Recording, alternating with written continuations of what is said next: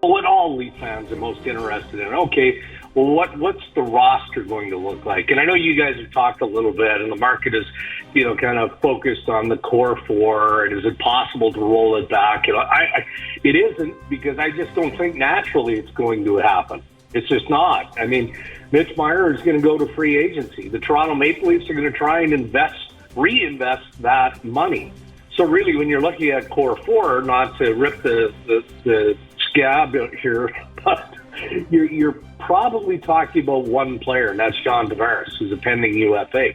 Because if you're talking about, say, the idea of throwing Morgan Riley into a trade scenario, well, he's got a no-move clause. So there's still lots of complications. But the direction, the want of the coaching staff, of management, is for this team to be different, to be heavier, to be grittier, all those great things. I think I've got a pretty good grasp on what the pool of players available looks like, and I'm not sure where they're getting those players. I'm not. I mean, you can come up with trade speculation and this player, why he fits here and all of that, but you also have to have the trade assets to make it work, and that's where it gets a little bit tight, I think, in Toronto. Darren, as much as I'd like to see some different players, because I don't really want to sit late nights with you and do the same panel year after year after year, but is it like a done deal? It seems like it's basically done deal with John Tavares is going to be returning. They're just sorting out the numbers. Would you be comfortable saying that? Not done deal, but a strong appetite from both sides to get it done. And the challenge that I think most people have is, okay, that's fine. Everybody has a healthy respect for Tavares and 38 goals that he scored and what he is as a player, turning 35 in September and all of that. But the numbers matter, because anything that you're investing in Tavares has to come out of the pie, right? And what sort of dollars are we talking about here?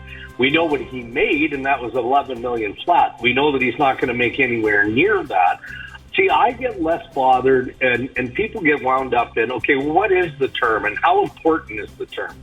The term, if I were a Leafs fan, wouldn't matter to me at all for the next 2 years, because I think that there should be comfort in believing that John Tavares is going to be a contributing player for the next 2 years. And so if you're Brad Treliving, not that you're just spending willy-nilly here, but I always use a Chris Tanev contract as my Exhibit A.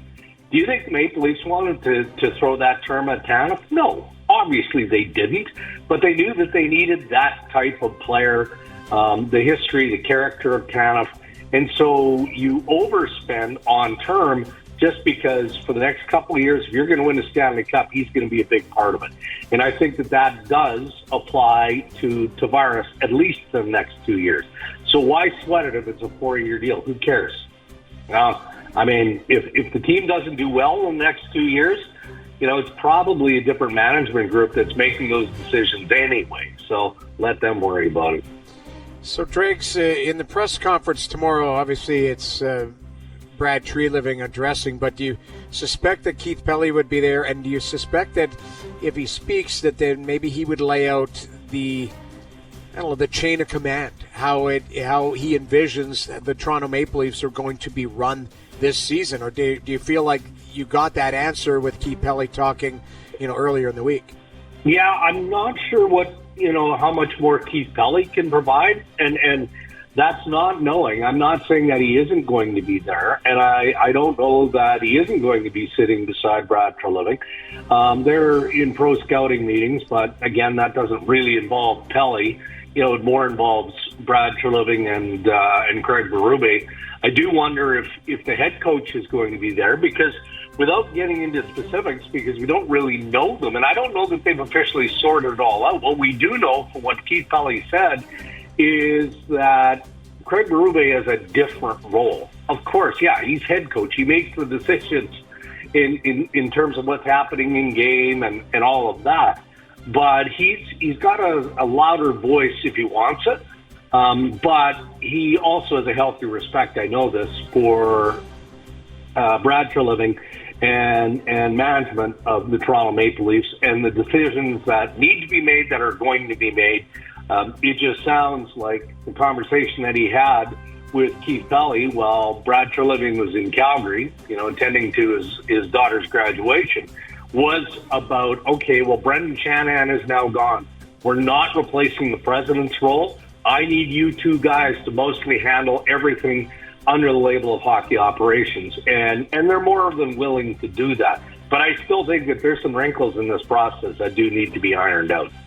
With Darren Dreger, our TSN Hockey Insider. So I feel like we're going to ask this question a lot over the next month. You just said that Marner is going to free agency.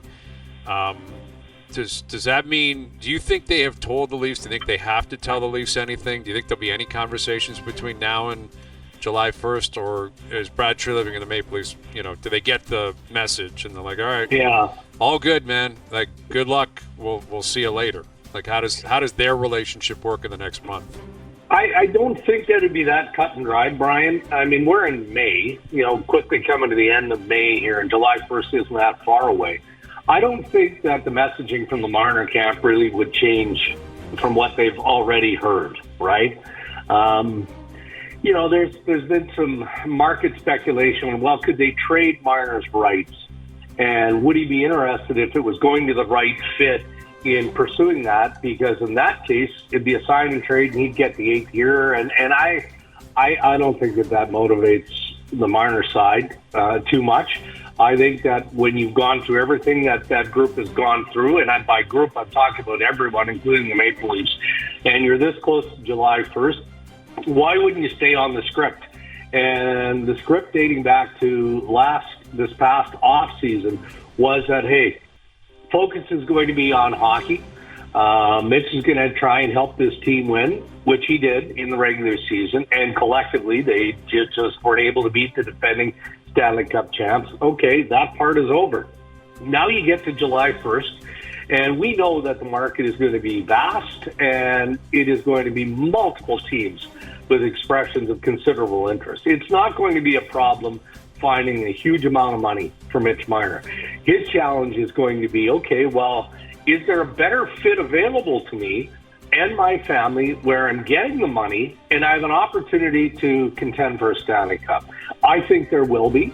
The teams that have been speculated on, ranging from the possibility of Florida to Vegas, go down the list. I mean, I can't dispute that. Why wouldn't those teams have interest? We can look at the financial challenges of making that work among that group. But the plan all along was to see what the open market presents, and then, hey, if Brad Treliving and the Toronto Maple Leafs are still in it at that point, of course, Marner is going to listen. It's just